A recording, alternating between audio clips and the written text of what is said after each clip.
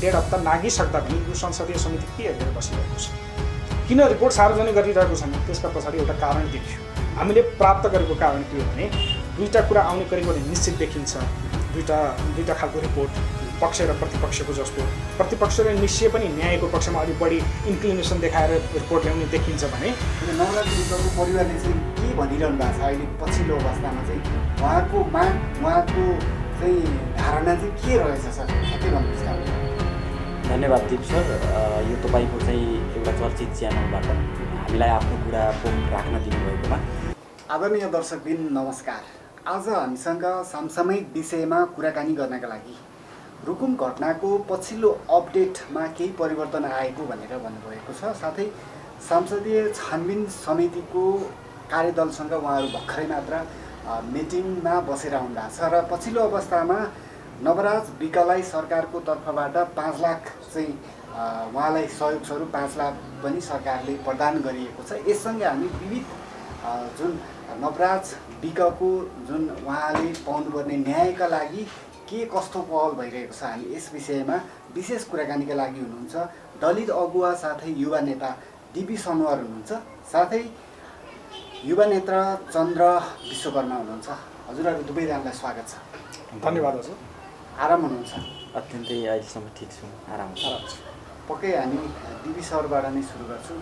DB sir, आज मात्र तपाईँहरू जुन रुकुम घटनाको लागि संसदीय छानबिन समितिको कार्यदलका संयोजक देवेन्द्र पौडेलसँग चाहिँ तपाईँहरू मिटिङमा बसेर आउनुभएको छ। यो संसदीय छानबिन समितिले चाहिँ यो घटनालाई कहाँसम्म पुर्याएको छ, के भयो आजको कुराकानी, यो बताइदिनुहोस्। फेरि पनि धन्यवाद दिप सर।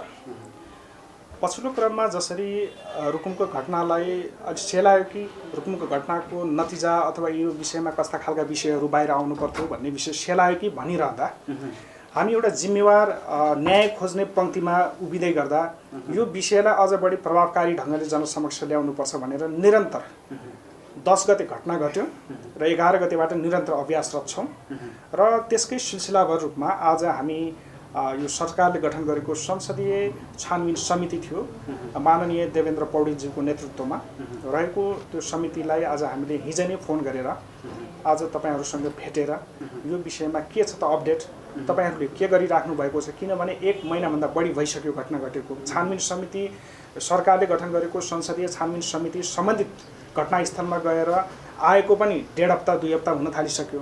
अहिलेसम्म रिपोर्ट किन सार्वजनिक भएन भन्ने विषय जनअपेक्षा भएको हुनाले यो विषयलाई कसरी उहाँहरूले हेरिराख्नु भएको छ भन्ने हामी जान्नुको लागि र उहाँसँग इन्टरोगेट गर्नुको लागि हामी आज सिंहदरबार गएर संयोजकसहित केही अरू सदस्यहरू, मान्य सदस्यहरू हुनुहुन्थ्यो, उहाँहरूसँग संवाद गऱ्यौँ। संवाद गर्दै गर्दा हामी चाहिँ यो दलित युवा सङ्घर्ष समिति भनेर हामी संयुक्त दलित युवा सङ्घर्ष समिति भनेर गठन गरेको प्लेटफर्म छ, त्यही प्लेटफर्मको हैसियतमा हामी साथीहरू सबै गएका थियौँ। हाम्रो चन्द्रजी पनि जानुभएको थियो, म पनि, हाम्रो मन्जित सरहरू लगायत साथीहरू जानुभएको थियो। करिब हामी आज 15 जनाको समूह बनाएर हामी गएका थियौँ, आन्दोलनकारी भनौँ।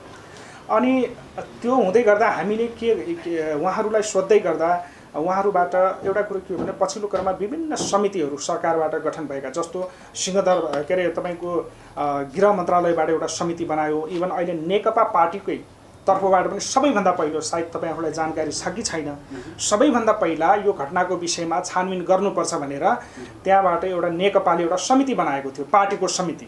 पार्टीको त्यो कसको नेतृत्वमा भएको थियो भने दलजित सिरपाइलीको नेतृत्वमा त्यो समिति बनेको थियो। दलजित सिरपाइली भनेको त्यहाँको पूर्व माननीय पनि हो, पूर्व मन्त्री पनि हो उहाँ। त्यसै गरी अर्को चन्द्र विश्वकर्मा हुनुहुन्थ्यो, उहाँ चाहिँ यो दलित वर्ग विकास समिति भन्ने छ त्यसको चाहिँ डाइरेक्टर भएर पनि बस्नु भएको, उहाँ पनि रुकुमबाटै नेतृत्व गर्नुहुन्छ, नेतृत्वदायी भूमिकामा रहनुहुन्छ नेकपाभित्र। उहाँहरूको समितिलाई पार्टीले जिम्मेवारी दिएर बनाइसके पछाडि अहिलेसम्म पनि सार्वजनिक उहाँले रिपोर्ट गर्नुभएको छैन, रिपोर्ट सार्वजनिक गर्नुभएको छैन। र त्यसै गरी गृह मन्त्रालयको रिपोर्ट त सहसचिव स्तरको जुन समिति बन्यो त्यसले सार्वजनिक गरेको रिपोर्ट तपाईँहरूमा पहिले पनि जानकारी भइसकेको छ, आम दर्शकवृन्दहरूले पनि थाहा पाइसक्नु भएको छ। अब जहाँसम्म आजको सवालमा हामी जाँदै गर्दा हामीले प्रष्ट रूपमा भन्यौँ, विभिन्न समितिहरू बन्यो, मान्य संयोजकज्यू। तर समिति बन्दै गर्दा पनि अब जनताको आश र भरोसा भएको समिति र यो अन्तिम समितिकै रूपमा हामी सबैले बुझेका छौँ, जहाँबाट नवराजले न्याय पाउनुपर्छ। नवराज मात्रै नभइकन नवराजसँग अरू 5 जनाले पनि शहादत प्राप्त गरेका छन् एउटा सामाजिक क्रान्तिको पक्षमा, एउटा समाजमा रूपान्तरण ल्याउनुपर्छ भन्ने पक्षमा। यसका विषयमा के छ त धारणा भन्दै गर्दा उहाँले एकदमै सपाट रूपमा भन्नुभयो, हामीले अरूको जस्तो गैर जिम्मेवारी होस् या जिम्मेवारीपूर्ण ढङ्गले होस्, हामीले अरूको भन्दा अलिक भिन्नै ढङ्गले स्थलगत रिपोर्ट हामीले प्राप्त गरेका छौँ भन्नुभयो। किनभने एउटा सरकारको निकाय भइसकेपछि उहाँसँग निश्चय पनि एउटा अथोरिटी अरूभन्दा बढी नै हुने भयो र जोसँग उहाँहरूले इन्टरोगेट गर्न चाहनुहुन्छ सबैसँग इन्टरोगेट गर्ने उहाँको अधिकार रहने भयो। प्रहरीसँग कस्तो खालको रिपोर्टहरू सार्वजनिक गर्नुपर्ने ल्याउनु पर्ने हो भन्ने विषय पनि संवाद हुने भयो। त्यति मात्रै नभएर अब त्यो पीडित पक्ष र पीडक पक्ष दुवै पक्षसँग त रहने नै भयो। त्यसका बावजुद जसले त्यहाँ चलखेल गर्न खोजेको थियो त्यो पक्षसँग पनि उहाँहरूको संवाद हुने नै भयो। किनभने उहाँ सरकारको आधिकारिक एउटा समिति भएको हुनाले, संसदबाट नै अनुमोदन गरेर बनाएको समिति भएको हुनाले त्यति अधिकार त उहाँहरूले राख्नु नै हुने भयो। र त्यही सेरोफेरोबाट उहाँले कुरा प्रारम्भ गरेर संयोजकज्यूले अत्यन्तै मार्मिक ढङ्गले यो एकदमै उहाँले अलिकता व्याख्या पनि गर्नुभयो, अलिकता पृष्ठभूमिमा गएर यो घटना घट्नु निन्दनीय दुःखनीय पनि भन्नुभयो। तर सँगसँगै हामीलाई आशंका पनि उत्पन्न भयो। आशंका उत्पन्न के भयो भने अब त्यहाँभित्र हुन त त्यो समिति सर्वदलीय समिति हो। आशंका 2-3 कुराले हामीलाई उत्पन्न भएको अवस्था देखिन्छ। पहिलो कुरा, अहिलेसम्म रिपोर्ट सार्वजनिक नगर्नुको पछाडि कारण के? जबकि उहाँ त्यो प्रश्न राख्नुभयो, एकदमै राख्यो र उहाँको जवाब पनि म तपाईँलाई सुनाउँछु। जस्ताको त्यस्तै कुनै पनि अक्षर परिवर्तन नगरिकन मेरो दिमागमा, मेरो मानसपटलमा उहाँले भनेका कुराहरू ताजा नै छन्। त्यो कुरा म तपाईँलाई भन्छु पनि। त्योभन्दा अगाडि म जुन कुरा जोडिरहेको थिएँ त्यो कुरा भन्छु। उहाँले चाहिँ सोध्दै गर्दा उहाँले प्रष्ट रूपमा भन्नुभयो त्यो सबै कुरा निन्दनीय घटना हो, यस्तो घटना घट्नु हुँदैन भन्ने यावत विषय जोड्नु नै भयो। र हाम्रो शङ्काको विषय जुन छ 3-4वटा कुरा हामीलाई शङ्काको 2-3वटा कुरा। एउटा कुरा, अहिलेसम्म रिपोर्ट सार्वजनिक नहुनु, उहाँहरू आउनुभएको काठमाडौँ फिर्ती भइसक्नु भएको करिब 1.5 हप्ताभन्दा बढी भयो। रिपोर्ट लेख्नलाई मलाई लाग्छ हामीले संविधान हेरौँ, संविधान अन्तिम आवरमा तपाईँको मलाई लाग्छ 1 हप्ता 1.5 हप्ताको सेरोफेरोमा संविधान जस्तो दस्तावेज त लेखेर भ्याउने। अनि यस्तो रुकुम जस्तो जघन्य घटना जुन आम चासोको विषय छ, आम मानसपटलमा के भइराखेको छ भनेर दिनानुदिन त्यो घटनाको विषयमा राष्ट्रिय अन्तर्राष्ट्रिय जगतमा यो घटनासँग सम्बन्ध राख्ने, घटनासँग एउटा न्यायसँग सम्बन्ध राख्ने मान्छेको जुन चासो छ, त्यो चासोलाई उहाँहरूले अहिलेसम्म 1.5 हप्ता नागिसक्दा पनि यो संसदीय समिति के हेरेर बसिरहेको छ? किन रिपोर्ट सार्वजनिक गरिरहेको छैन? त्यसका पछाडि एउटा कारण देखियो।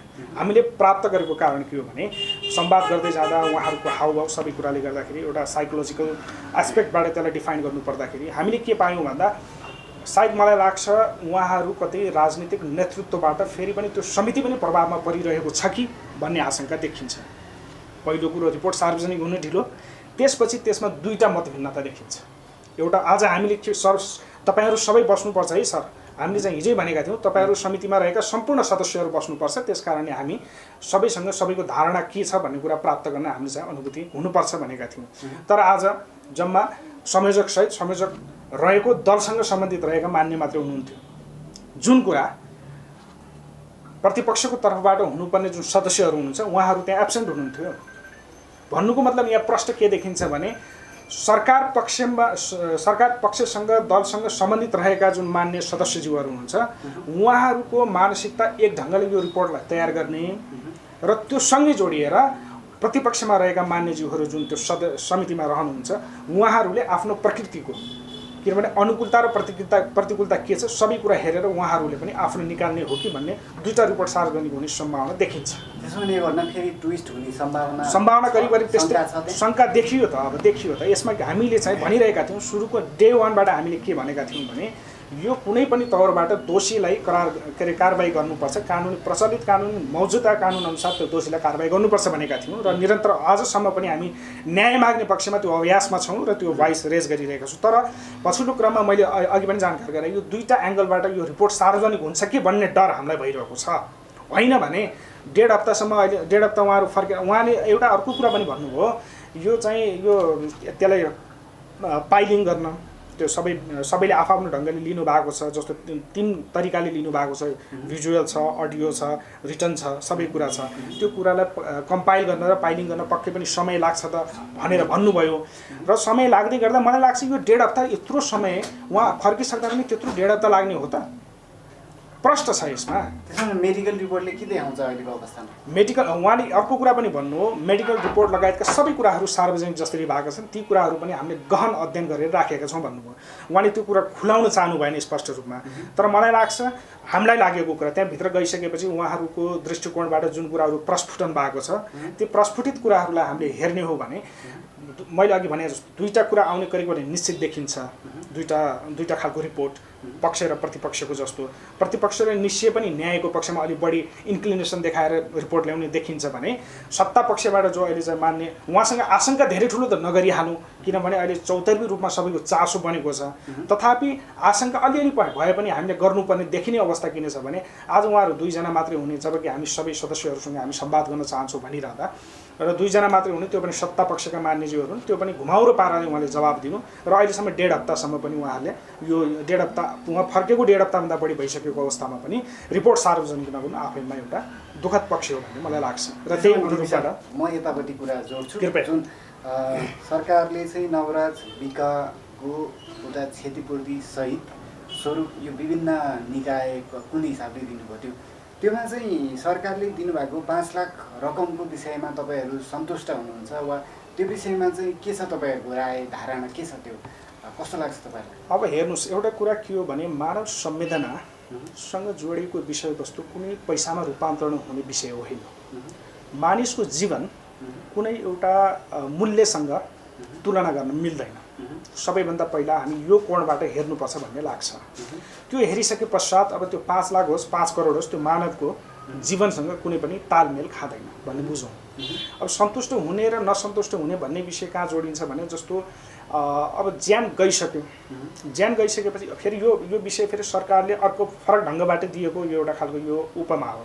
यो कुनै यो अहिले छानबिन समितिबाट रिपोर्ट सार्वजनिक भएर यसबाट देखाउने विषयहरूसँग केन्द्रित रहेर सरकारले क्षतिपूर्ति सहित दिएको विषय होइन।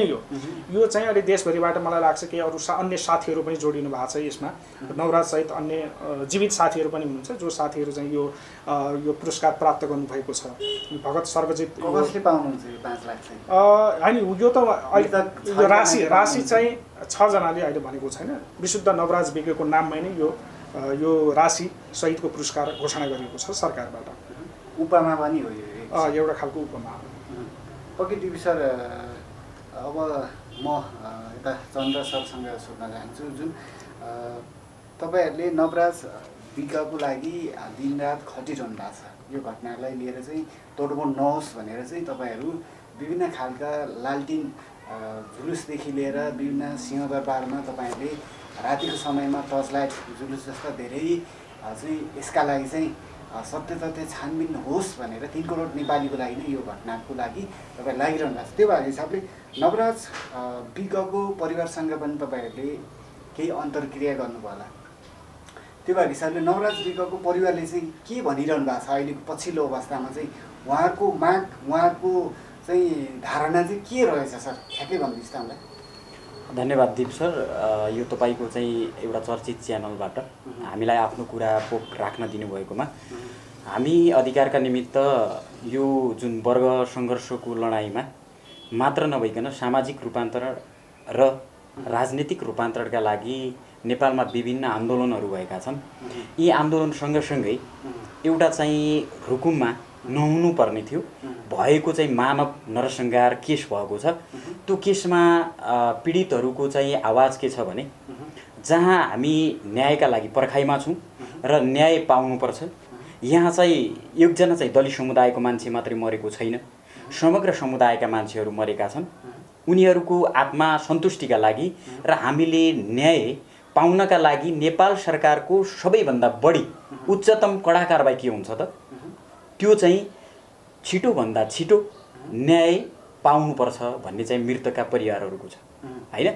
अब यो चाहिँ विभिन्न कालखण्डमा हेर्दै जाँदै गर्दाखेरि हैन, यो 21औं शताब्दीमा आइसक्दै गर्दाखेरि विभिन्न मिडियाहरूले राम्रो साथ दिइरहेको छ। जस्तै तपाईको चाहिँ निर्मला पन्तका केसहरूदेखि लिएर नवराज विश्वकर्माका केसहरू, अनि लक्ष्मी परियार चाहिँ जुन चाहिँ काभ्रेको है एउटा टिचरले कुटेर मार्नुपर्ने अवस्था, अनि एउटा चाहिँ हाम्रो अजित मिजार है, यी केसहरू अझै पनि न्यायको पर्खाइमा अझ भन्दै गर्दाखेरि अजित मिजारको केस त कहाँ छ भने टिचिङ हस्पिटलमा न्यायका लागि पर्खाइमा छ। हामी के हो भने राज्यलाई सडकमा झकझुक्याउनका लागि यो कस्तो नागरिक अथवा यो कस्तो सरकार भन्ने कुरामा कि हामीलाई राज्यले के भन्नु पर्यो, नागरिक बहुलायो भन्नु पर्यो, कि नागरिकहरूले के भन्नु पर्यो भने सरकार बहुलायो भन्नु पर्यो। कहीँ सरकार हुन्छ कस्तो यस्तो सरकार हुन्छ, ए सरकार यो चाहिँ अपराधीलाई कारबाही गर भनेर कहाँका जनताहरू यसरी चाहिँ राति टर्च लाइट लिएर सडकमा सिंहदरा मार्गमा संसद भवनमा अगाडि हामी चाहिँ झकझुकाइरहेका छौँ, तर पनि सरकार कानमा तेल हालेर बसिरहेको अवस्था छ। त्यसैले यो विद्रोही आवाजहरू रोकिँदैन। हामी जस्ता तमाम युवाहरू प्रत्येक समुदायका अब परिवर्तनकारीहरू युवा छन्। अब पहिलाका जस्तो यो तानाशाहको सरकार चल्दैन होइन। कुनै राज्यका संयन्त्रमा त्यो एउटा जनतालाई ललिपप देखाए जसरी अब त्यो हुँदैन, त्यो तोडमोड हुँदैन। र अरू केसभन्दा यो केस फरक केस पनि छ, किन भन्दाखेरि त्यहाँ 23 जना मान्छेहरू पूर्वपक्षको लागि थुनिसकेका छन् र 3 जना मान्छेहरू चाहिँ 1 लाख धरौटी सहित सुषमा मल्लको आमा लगायत छुटेको अवस्था छ। तर हामी मल्लको आमा छुटेको छ अहिले धरौटीमा अहिले चाहिँ छुटेको भन्न मिल्ने कि त्यसलाई चाहिँ धरौटीमा छोडिएको छ सकिएन भन्ने खाले कुरा अहिले फर्कियो। त्यो एउटा केस के हो भने पैसा नतिर्न सक्नु भने आफ्नो घरको केही परिस्थिति होला, तर के हो भने अदालतले त्यसलाई चाहिँ एउटा जमानत अथवा त्यसलाई चाहिँ धरौटीमा छोडिएको परिस्थिति थियो र अहिले फेरि चाहिँ अदालतमा सामेल छन्। अब यो केसलाई हामी के हो भने तपाईँ हाम्रो सबैको, मिडियाको, जनताको र समाज रूपान्तरणका लागि हामी जसरी पनि 21औं शताब्दीमा अब मानवले मानव भएर बाँच्न पाउने अधिकार हुनुपर्छ है होइन। अब मानवले मानवलाई विभेद गर्ने अधिकार तोड्नुपर्छ। कसले? हामी सबै चाहिँ समुदाय मिलेर, सबै चाहिँ सरकार मिलेर बढीभन्दा बढी पीडितहरूलाई न्याय प्राप्त होस् भनेर तपाईहरूले देखिरहनु भएको छ। हामी डे 1 बाट हामीहरू सडकमा लागिरहेका छौँ। आज पनि हामीले सबैभन्दा आशा र भरोसाको उच्च स्तरीय संसदीय छानबिन समिति हो। त्यो छानबिन समितिलाई पनि तपाईँले रिपोर्ट सार्वजनिक गर्नका लागि यति ढिलो किन? यद्यपि त्यो रिपोर्टमा पनि तपाईँहरूलाई अथोरिटी छ, त्यहाँ चाहिँ के अरे पोस्टमार्टम रिपोर्ट तपाईँलाई खोज्ने अथोरिटी छ, तपाईँले चाहिँ कल रेकर्ड खोज्ने अथोरिटी पनि छ र यो सरकार नै तपाईँहरूसँग छ भने यसलाई चाहिँ के हो भने जनताले तपाईँसँग आश गरेका छन्। तपाईँले सत्य तथ्य रिपोर्ट ल्याएर अनि पीडितहरूलाई न्याय र पीडितहरूलाई कारबाहीको बढीभन्दा बढी यो नेपालमा कानुनी कारबाही के छ त त्यो पीडकहरूले चाहिँ पाउनुपर्छ र न्याय पाउनुपर्छ पीडितहरूले भने हामीले राख्यौँ। चन्द्र सर, अबको कार्यक्रम अबको यही विषयमा रहेर चाहिँ तपाईँहरू कार्ययोजना कसरी अगाडि बढ्छ? अझै पनि तपाईँहरू शङ्कामा नै हुनुहुन्छ, शङ्का गर्दै हुनुहुन्छ। अबको योजना के छन्? कसरी अगाडि बढ्छ यो मुद्दा? अबको योजना के छ भने दीप सर, हामी चाहिँ दलित संयुक्त युवा सङ्घर्ष समिति हाम्रो चाहिँ साथीहरू हुनुहुन्छ। अब 1 चरणको आन्दोलन सकिएको छैन, हामीले घचघुच्याइरहेका छौँ र सतर्क गराइरहेका छौँ। अब हामी चाहिँ चाँडोभन्दा चाँडो के हो भने संसदीय छानबिन समितिको रिपोर्ट चाहिँ ल्याउनु पर्यो। संसदीय छानबिन समितिको रिपोर्टमा पनि यदि सरकारले तोडमोड गर्न लाग्यो भने सडकमा फेरि पनि आगो बल्छ। अब हजारौँ युवाहरू होइन, लाखौँ युवाहरू सडकमा उत्रिन्छन्। हामी सामाजिक परिवर्तनका लागि हाम्रो क्रान्ति हो। अब युवाहरू राँके जुलुस गर्दैछन्, लालटिल जुलुस गर्दैछन् होइन, टेक्निकल अन्य तरिकाले पनि सरकारलाई हामी चाहिँ झकझुक्याउन बाध्य छौँ र सडक तताउन बाध्य छौँ। हामी सदनलाई पनि हामी घेरा हाल्न सक्ने परिस्थिति रहन सक्छ। युवाहरू अब परिवर्तनकारी युवाहरू छन्।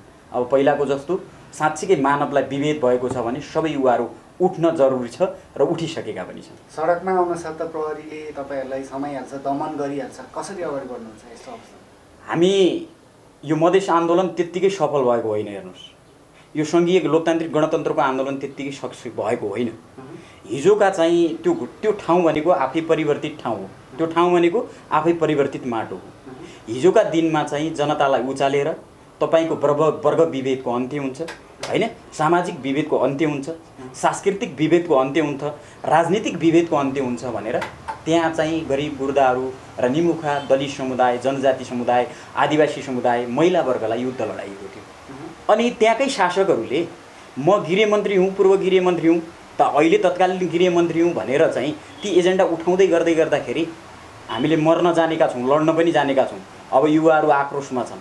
यो पुलिसले 2-4 जनालाई छोप्दैमा केही फरक पर्नेवाला छैन।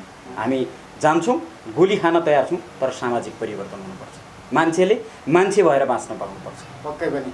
र जुन पछिल्लो अवस्थामा यो मुद्दाले अहिले राष्ट्रमा मात्र होइन अन्तर्राष्ट्रिय क्षेत्रसम्म यसले माहौल तताइरहेको छ। देशको अवस्था पनि त्यस्तै रहेको छ। सँगसँगै डिबी सर, अब यो रुकुम घटनाको यो छानबिन समितिले राम्रैसँग काम गरिरहेको अवस्था छ होइन। संसदीय छानबिन समितिको अब लगभग यसको रिजल्ट आउन बेला भइसकेको छ। अब यसको अन्त्य चाहिँ कसरी हुन्छ जस्तो लाग्छ? कसरी अन्त्य होला यसको? अब हेर्नुहोस्, सबैभन्दा पहिला कुरो हामीले बारम्बार भन्दै आएको कुरा छ, जुन कुरा चाहिँ न्यायसँग सम्बन्धित रहेको छ। खास गरिकन जुन विषय नवराज लगायतका 6 जनाले अनाहक आहुति दिनु पर्यो, एउटा समाज परिवर्तनको मुद्दालाई केन्द्रबिन्दुमा राखेर एउटा सामाजिक आन्दोलन पनि हो, एउटा जातीय विभेद जस्तो विषयलाई केन्द्रबिन्दुमा राखेर जुन ढङ्गले घटना घटाइएको छ, त्यो घटनालाई एउटा क्रान्तिको रूपमा परिणत गर्नुपर्छ भनेर त्यो उद्देश्य बोक्नु पनि एउटा महान क्रान्ति नै हो आफैमा।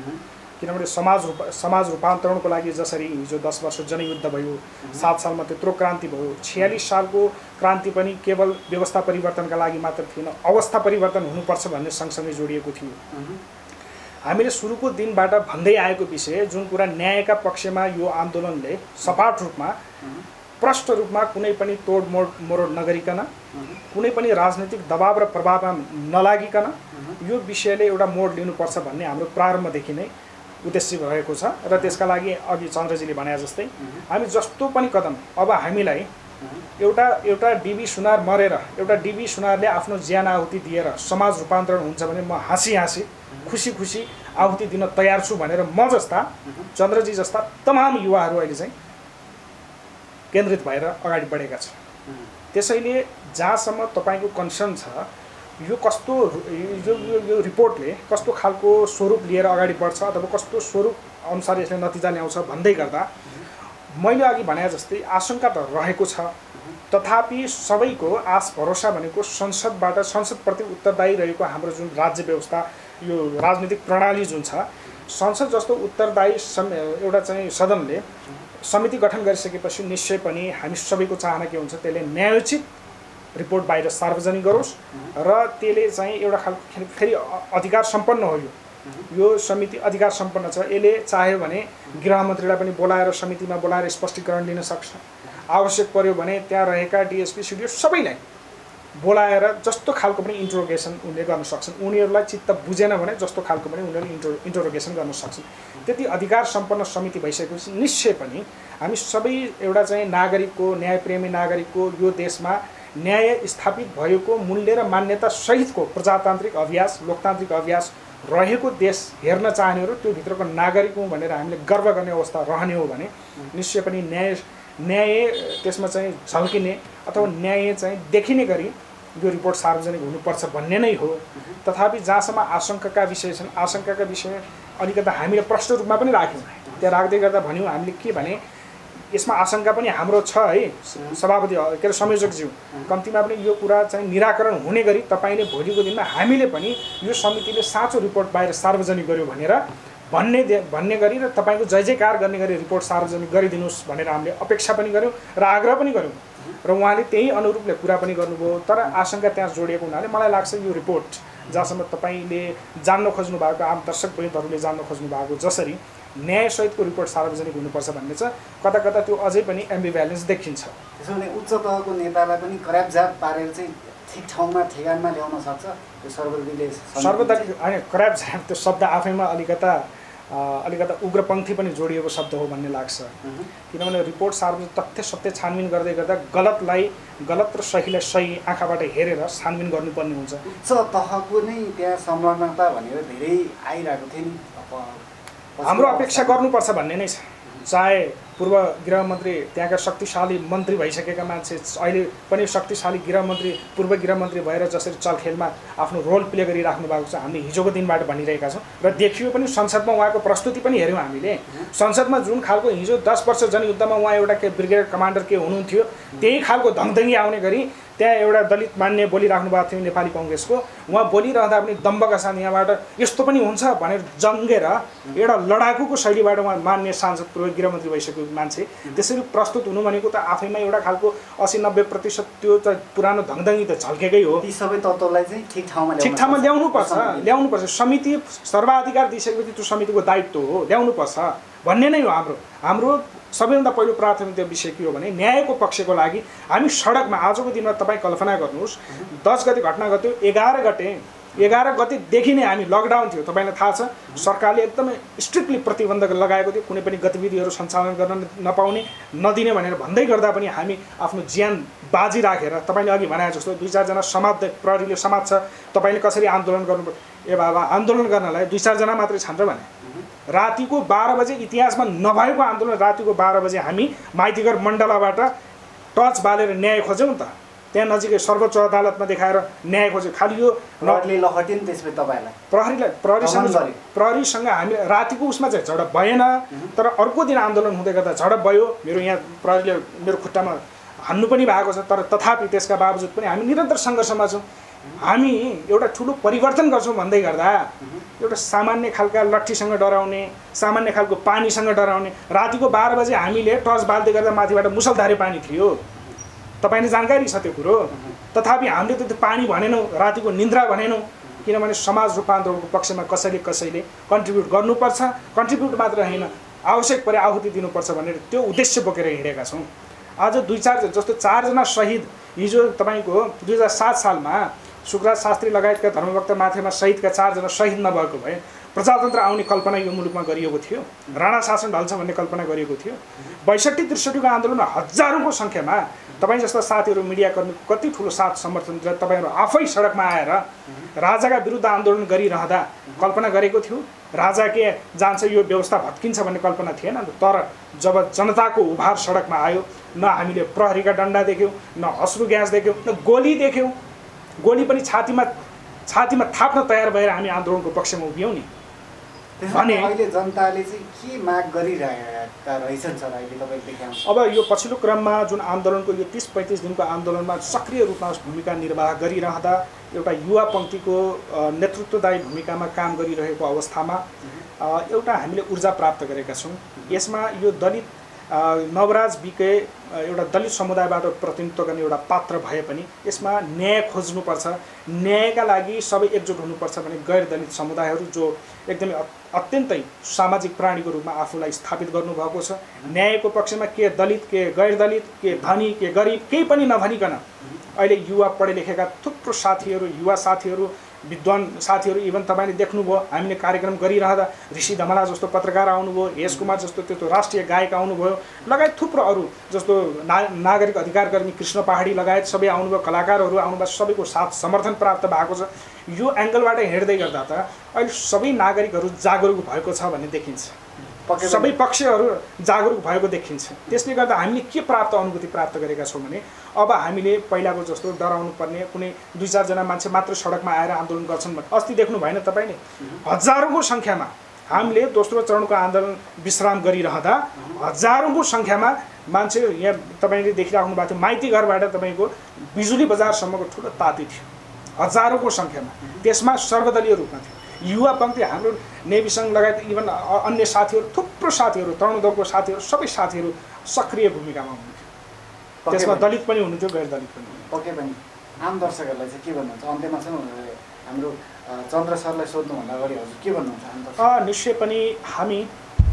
निश्चय पनि आम दर्शकवृन्दहरूको जुन पछिल्लो क्रममा साथ सहयोग समर्थन हामीले प्राप्त गरेका छौँ, यो आन्दोलनलाई एउटा परिणाममुखी बनाउन न्यायोचित समाज र न्यायसहितको नेपाल अझै पनि जीवित छ। यो नेपालभित्र न्याय जीवित छ, संविधानका अक्षरहरू मूर्त छैन, संविधानका अक्षरहरूमा जीवन छ भन्ने देखाउने आन्दोलनमा जसरी हामी सहभागी भएका छौँ, यसमा आम दर्शकवृन्दहरू र त्यसै गरी आम नेपालीहरूको साथ सहयोग र समर्थन मिलेको छ र यसको लागि म उहाँहरूलाई विशेष धन्यवाद दिन चाहन्छु। त्यो सँगै तपाईँ जस्ता जुन मिडियाकर्मी साथीहरू हुनुहुन्छ जसले लामो समयदेखि यो सुरुवाती चरणबाट यो आन्दोलनलाई एउटा अत्यन्तै महत्त्वपूर्ण उजागर गर्नेदेखि लगेर साथ दिनुभएको छ, तपाईँहरूलाई पनि धन्यवाद दिन चाहन्छु।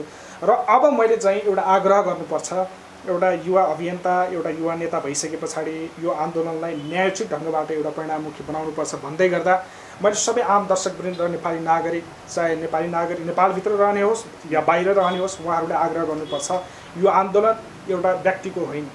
यो आन्दोलन समाजमा 5000 वर्षदेखि जकडिएर बसेको जात व्यवस्था, वर्ण व्यवस्था र जसरी यसले चाहिँ विभेदकारी एउटा समाज निर्माण गर्ने कुरामा, यसलाई इन्टेन्सिफाई गर्ने कुरामा जसरी यसले बल पुर्याइरहेको छ, यो कुरालाई भत्काउनुपर्छ। भत्काइसकेपछि सभ्य समाजको यात्रामा हामी सबै हातेमालो गर्दै समृद्ध नेपालको यात्रामा सबै जोडिन आवश्यक छ। त्यसका निमित्त तपाईँहरूको साथ, सहयोग र समर्थन सधैँभरि हामी पाउनेछौँ र त्यो ऊर्जा हामीसँग रहनेछ भन्ने विश्वास व्यक्त गर्न चाहन्छु। र फेरि पनि सबै नेपाली दाजुभाइ तथा दिदीबहिनीहरूलाई यो आन्दोलनमा आफ्नो ठाउँबाट, आफ्नो तर्फबाट न्यायसहितको सभ्य समाज निर्माण, नेपाल निर्माण गर्ने सन्दर्भमा जोडिनुहुन्छ भन्ने पक्का पनि विश्वास लिएको छु। धन्यवाद। जाँदा जाँदै चन्द्र सरले के भन्नुहुन्छ यस विषयमा रहेर, जुन सँगसँगै मैले यो पनि सोधेँ, फरार रहेका 5 जना भनिएको छ, ती व्यक्तिहरूको अवस्था के छ अहिले त्यो पनि भन्नु। अब फेरि यो राज्यको चरित्रसँग जोडिन्छ हरेक कुराहरू। हामी न्याय पनि राज्यसँग माग्ने हो। राज्यको चरित्र के छ भने जुनसुकै राज्य आउँदै गर्दाखेरि पनि राज्यले बलपूर्वक तरिकाले चाहिँ तोडमोड गर्न खोज्ने, नागरिक चाहिँ न्याय नपाएर सडकमा छटपटिनु पर्ने यो देश यस्तो छ। त्यसैले अहिले चाहिँ प्रहरी प्रशासनले, त्यहाँको जिल्ला प्रशासनले ती फरार अभियुक्तहरूलाई चाहिँ खोजी गरिरहेको अवस्था छ र खोज्नुपर्छ, कानुनीको दायरामा ल्याउनुपर्छ। जुन मुलुकमा गए पनि, जुन ठाउँमा गए पनि, जुन धरातलमा गए पनि ल्याउनुपर्छ। 1 ल्याउनुपर्छ, 2 ल्याउनुपर्छ। अर्को दोस्रो कुरा, हामीलाई यो चाहिँ नवराज केसले अलिकति तातिरहेको बेला देशैभरिका थुप्रै घटनाहरू छन्। जस्तै रूपन्देहीमा एकै गोठमा 5 जनालाई हत्या गरियो, त्यो घटना जघन्य अपराध हो। कैलालीमा क्वारेन्टाइनमा बलात्कार भइन् महिला, त्यो घटना पनि जघन्य अपराध हो। यी जघन्य अपराधमा अङ्गिरा पासी बलात्कारपछि मर्नु पर्यो। शम्भु सदा चाहिँ झुन्डिएर चाहिँ जनकपुरको चाहिँ प्रहरी चौकीभित्र मर्नु परेको र मारिएको अवस्था छ। यी थुप्रै यहुत केसहरू अहिले चाहिँ जल्दो बल्दो परिस्थितिमा आइरहेका छन्। हामी सबैका लागि, हामी हिजो निर्मलाका लागि पनि सडकमा गएका थियौँ, हिजो माया विश्वकर्माका लागि पनि सडकमा गएका थियौँ, हिजो सेते दमाईका लागि पनि हामी सडकमा गएका थियौँ, हामी हिजो लक्ष्मी परियारका लागि पनि गएका थियौँ भने हामी समग्र समुदाय, देश, भेग, क्षेत्रका लागि हामी माया गर्छौँ। अब यद्यपि यो राज्यमा कुनै आन्दोलन, कुनै परिवर्तनका कुरा, कुनै क्रान्तिका कुरा भएका छन् भने सामाजिक क्रान्तिको कुरा मात्र बाँकी छ। अरू राजनीतिक क्रान्ति भइसक्यो, यहाँ चाहिँ तानातान धेरै भइसक्यो। अब कुनै चाहिँ पीडमा जगडिएको अथवा थिचिएको चाहिँ कुनै समुदायको लागि छ भने यो मुलुकमा राजनीतिक क्रान्तिभन्दा पनि सामाजिक क्रान्ति आवश्यक छ। सामाजिक क्रान्तिका लागि तपाईँ मिडिया साथीहरूले, मिडियाले धेरै चाहिँ सूचना आदान प्रदान गरेर चाहिँ के भने साथ दिइरहनु भएको छ। ल भन्नुहोस्, हामीले राणा फाल्यौँ केका लागि हो, यहाँ चाहिँ एकतन्त्रीय शासन भयो भनेर। ल भन्नुहोस्, हामीले अब पञ्चायत फाल्यौँ केका लागि हो, पञ्चायतहरूले अति भयो भनेर गर्यो। त्यो राजनीतिक आन्दोलन थियो। 46 को आन्दोलन हेर्नुहोस्, 62-63 को आन्दोलन हेर्नुहोस्, के को आन्दोलन हो? यो त राजनीतिक आन्दोलन। तर राजनीतिक आन्दोलनमा जुनसुकै पात्रहरू फेरिए तापनि प्रवृत्ति फेरिएन। त्यो प्रवृत्ति फेर्नका लागि हाम्रा शासकहरूले कहिले चाहिँ सचेत रहने? नागरिकलाई न्याय होइन, न्यायका लागि हामी छौँ भनेर माथि चाहिँ कुर्सीमा बस्ने अनि सरकारमा जाने, नागरिक सडकमा चाहिँ न्याय नपाएर चिच्याइरहँदै गर्दाको अवस्था। तर नियत त ठिक छैन, शासकहरूको नियत ठिक छैन। तर हामी के हो भने नियत ठिक हुनुपर्छ है। यसरी चाहिँ नीति बनायौँ, नियत ठिक भएन। नियत कसको ठिक भएन? राज्यको चरित्रकै नियत ठिक छैन। यहाँ त तपाईँ भन्नुहुन्छ भने थुप्रै साथीहरूले विभिन्न टीका टिप्पणी गरिरहनुहुन्छ। हामी यो के भने समुदायको आवाज मात्रै उठाइरहेका छैनौँ। यो पूर्व मेचीदेखि पश्चिम महाकालीभित्र र देश बाहिर छरिएर रहेका नेपाली जनताहरूको, विदेशमा छरिएर रहेका नेपाली जनताहरूको यो दुखेसो पोख्ने ठाउँ कहाँ हो? राज्यलाई हो। राज्य अभिभावक के भएर सुतिएको छ? पुरै चाहिँ कुम्भकर्ण सुत्या जस्तो भएको छ। एबिसी हामी यो कसको सरकार, अर्काको सरकार, फलानाको सरकार भन्ने पक्षमा छैनौँ। सरकार जसको हुनुपर्छ त्यो अभिभावकत्व ग्रहण गर्नुपर्छ। अभिभावकत्व ग्रहण यसरी गर्नुपर्छ, सुखी नेपाली समृद्ध नेपाल बलात्कार गरेर हुन्छ?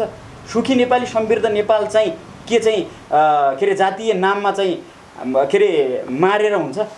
अनि तिनीहरूलाई कारबाही नगर्ने अनि सुखी नेपाल समृद्ध नेपाल यही परिकल्पनाका साथ नेपालीले यही चाहेको हो त? अब नेपालीले के चाहेको, सामाजिक रूपान्तरण चाहेको। सामाजिक रूपान्तरणमा पनि सबै वर्ग र विभेदमा लिप्तिएका थिचिएका वर्गहरूलाई माथि उठाउने सरकार चाहेको। सरकार तपाईहरू चाहिँ के भने अब अरबौं भ्रष्टाचार गर्न चाहिँ तत्पर हुनुहुन्छ। न्यायका लागि चाहिँ जनताहरू सडकमा चिच्याएर लकडाउन पनि तोड्दै गर्दाखेरि आउँदै गर्दाखेरि जिन्दाबाद मुर्दाबाद गर्दै गर्दाखेरि सरकारले अभिभावकत्व ग्रहण गर्नुपर्छ कि पर्दैन? हामी न्याय दिन्छौँ, तपाईहरू ढुक्क हुनुहोस्। तर सरकारलाई पत्याउने कसरी त? निर्मलाले के न्याय पाइन् त? त्यसो भए के चाहिँ के अरे अजित मिजारले न्याय पाए त? त्यसो भए के एउटा वडा सदस्य कुटेर मारियो कालीकोटमा, मैना सार्कीले के न्याय पाइन् त? मना सार्कीले। अनि यो राज्य कहाँ छ? राज्यलाई सधैँ चिच्याइरहनु पर्ने अवस्था हो भने अनि हामी सुखी नेपाली, समृद्ध नेपाल अनि हाम्रो पर्यटन गन्तव्य नेपाल भनेर चाहिँ बाहिर प्रचार गर्न हामी उद्धत छौँ। अनि हाम्रा चाहिँ अनुहारहरू एकचोटि ऐनामा हेरे कि हेरेन यी शासकहरूले? अनुहार त हेर्नु पर्यो नि त। जनताहरूले त के चाहेका छन्? शान्ति र समृद्धि चाहेका छन्। यो अन्तर्राष्ट्रिय लेभलमा पनि यिनीहरूको चाहिँ छवि बिग्रिन्छ कि बिग्रिँदैन? यिनीहरूको मात्रै होइन, हामी नेपाली नागरिक, नेपाली हुँ भनेर गौरव गर्ने छवि पनि के हो भने धमिलिएको छ। किन भन्दाखेरि त्यहाँ मान्छेले मान्छेलाई मार्दाखेरि, मान्छेले मान्छेलाई विभेद गर्दाखेरि पनि न्याय नपाउने देश हो भनेर चिन्न हाम्रो चाहिँ नेपालमा यस्तो परिस्थिति छ। त्यसैले अब सम्पूर्ण परिवर्तनकारी, सम्पूर्ण न्यायप्रेमी दर्शक, आम श्रोताहरू र नेपाली दाजुभाइ दिदीबहिनीहरू के हो भने यो आन्दोलन कुनै आन्दोलन बाँकी छ भने सामाजिक आन्दोलन छ। विभेदकारी आन्दोलनलाई यहाँ बलात्कारी होस्, यहाँ हत्यारा होस्, यहाँ चाहिँ भ्रष्टाचारी होस्, यिनीहरूको एक आपसमा हामी मिलेर चाहिँ के हो भने सुखी नेपाली, समृद्ध नेपाल बनाउने हो भने युवाहरूले आवाज उठाउन जरुरी छ। जुन 62-63 हामीले राजा फाल्या छौँ नि, त्यसरी चाहिँ यिनीहरूको चाहिँ के भने तोडमोड गर्दैछन्। कुनै रिपोर्ट भने कुनै चाहिँ के अरे कुनै राजनीतिक शक्तिको आडमा, कुनै चाहिँ वैचारिक शक्तिको आडमा, कुनै चाहिँ के अरे जातीय शक्तिको आडमा त्यसरी हुने हो भने यो मुलुक कहाँसम्म जान्छ? यो सोमालिया हुनसक्छ। यो मुलुक भोलि चाहिँ भोकमरी हुनसक्छ, भोलि आन्दोलन हुनसक्छ। त्यसैले के हो भने हामी स्वयंता अपनाएका छौँ। हामी युवाहरू के हो भने आज पनि हामीले संसदीय समितिलाई थ्रेड दिएर आएका छौँ। यद्यपि त्यो घटना तपाईँको संसदीय छानबिन समिति यहाँ मिडियाले ढोके बापत, छोपे बापत यहाँ मिडियाहरूले त तपाईँभन्दा अगाडि गएर त्यहाँ चाहिँ क्यामेराले खिचिसकेका छन्। त्यो कुटेको 200 जनाले 400 जनाले कुटेको रिपोर्ट बाहिर आइसकेको छ। एउटा चाहिँ सुषमा मल्लले अडियो कलको रिपोर्ट बाहिर आइसकेको छ। त्यहाँ चाहिँ वडा अध्यक्षको नेतृत्वमा गएको चाहिँ रिपोर्ट बाहिर आइसकेको छ भने तोडमोड गर्दाखेरि तपाईँका विरुद्धमा हामी आन्दोलन गर्न तयार छौँ भनेर हामीले भनेका छौँ। त्यसैले तपाईले यो चाहिँ तपाईको चाहिँ लोकप्रिय चाहिँ च्यानल मार्फत हामीलाई ल्याएर यो समुदायका आवाज मात्र नभइकन नेपालमा भएका चाहिँ वर्ग विभेदका आवाजहरूको चाहिँ आवाजका साथीहरू तपाईहरू बन्नुभएको छ। हामी तपाईहरूलाई सपोर्ट छौँ, तपाईँ हामीलाई सपोर्ट छौँ। नेपालको परिवर्तनका लागि ठुलो मिडियाले रोल खेल्नेछ र हामी चाहिँ युवाहरू पनि के भने सडकमा जुनसुकै समुदाय, जुनसुकै चाहिँ वर्गमा चाहिँ वर्ग विभेदमा परेका अन्यायका लागि हामी सडकमा निरन्तर तत्पर चाहिँ लागि पर्नेछौँ। हामी मर्न तयार छौँ, गोली खान तयार छौँ, तर सामाजिक परिवर्तन चाहिँ हुन जरुरी छ। मान्छेले मान्छेलाई चाहिँ विभेद गर्न पाइँदैन।